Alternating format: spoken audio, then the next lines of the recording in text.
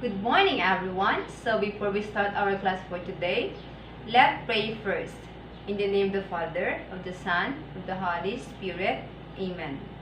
Lord, thank you for this day. Thank you for the gifts of life. You may continue to bless us all. Amen. In the name of the Father, of the Son, of the Holy Spirit. Amen. Once again, good morning, everyone. So my name is April J. Dumancas, together with my partner, Raniela Daro. Our topic for today is organizing groups and activities.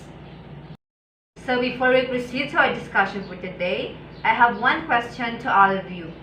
So what do you think is the importance of organizing group? I will post it in our Google Classroom, so you are given 5 minutes to answer it. So now, we go to our discussion for today. So here are our objectives for this lesson. At the end of the lesson, the students can first identify the different types of groups. Second, tell how to create groupings according to age, grade or ability, mixed ability, same group ability, and others. Third, explain and cite examples of cooperative learning. And last, identify and provide activities suitable for different groups of learners. Forming groups. Part of managing the multi-grade classroom is to know what sort of groups you want for a particular activity and how to create those groups to achieve your objectives. In the multi-grade classroom, groups will be changing according to the needs of the students. Groups will need to be formed and reformed, and students should not always remain in the same group at all time. The membership of groups should change according to the needs of the student and type of activities being completed. Size of groups. Ideally, groups of 3 or 4 students are suitable for most activities. This provides enough people to ensure a range of opinion and experience and allows time for everyone to participate. If you have a large numbers in your class, sometimes you may need to have fewer groups with a greater number in each group. At other times, you may have many small groups. Sometimes, pairs are the most suitable grouping for some activities. So there are 7 types of groups. First, the random group. Second, interest-based group. Third, ability group. Fourth, grade group. 5, cross-age tutoring group. 6, mixed age group. And last, the friendship group. Random groups. Random groups are desirable in the multi-grade classroom to enable students of differing ability levels and ages to work together. These groupings are good for discussing, sharing information, and completing tasks that are suitable for the whole group. For example, thematic health activity. In these random groups, you should have a mix of ability, gender, and cultural groups. Random formation of groups avoids feelings of having been selectively placed in a particular group.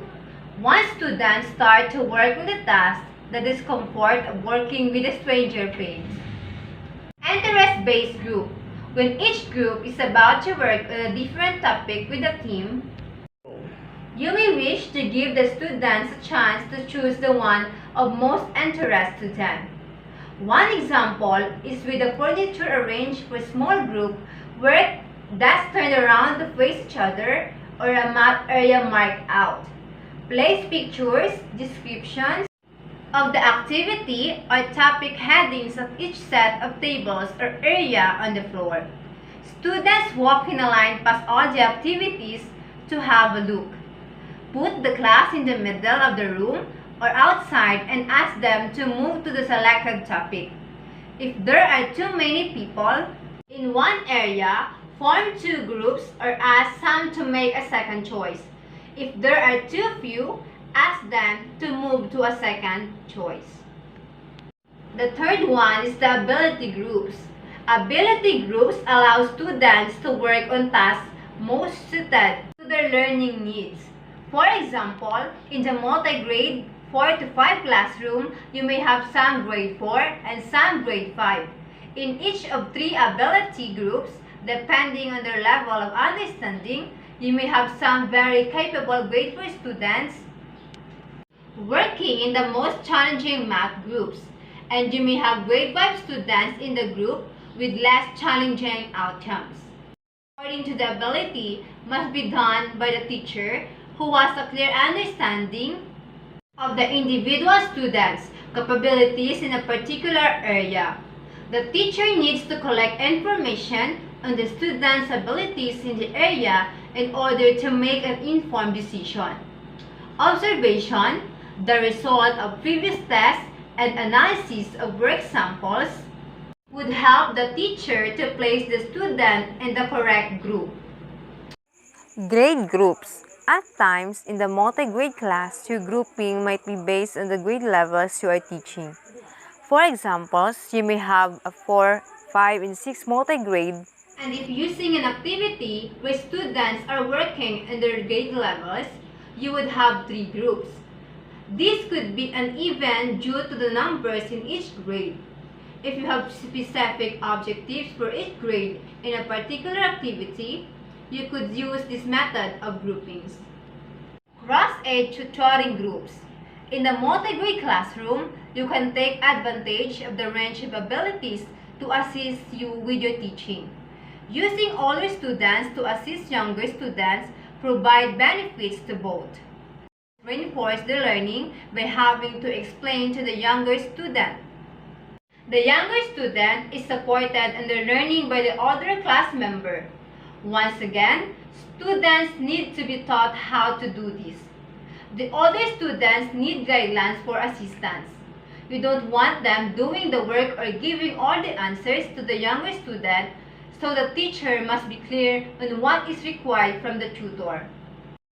One of a common cross-age tutoring activity is reading aloud. It allows one-to-one teaching, and the older students can assist with difficult words as well as being a role model. Mixed age groups. In the multi-grade class, this will probably occur in all grouping structures.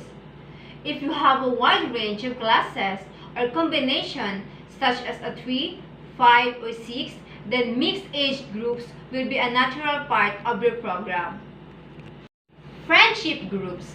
Asking students to form their own groups will not result in mixed racial, cultural background, or ability groups. It tends to separate the boys and the girls. It can also be damaging to some students' self-confidence. Some students are shown to be unwanted and some are self-conscious. Approaching others. Friendship groups have been shown to not perform as well as other group combinations. They are not as task-oriented. Once students realize that they will be changing groups often, this desire to work with their friends will not create a problem.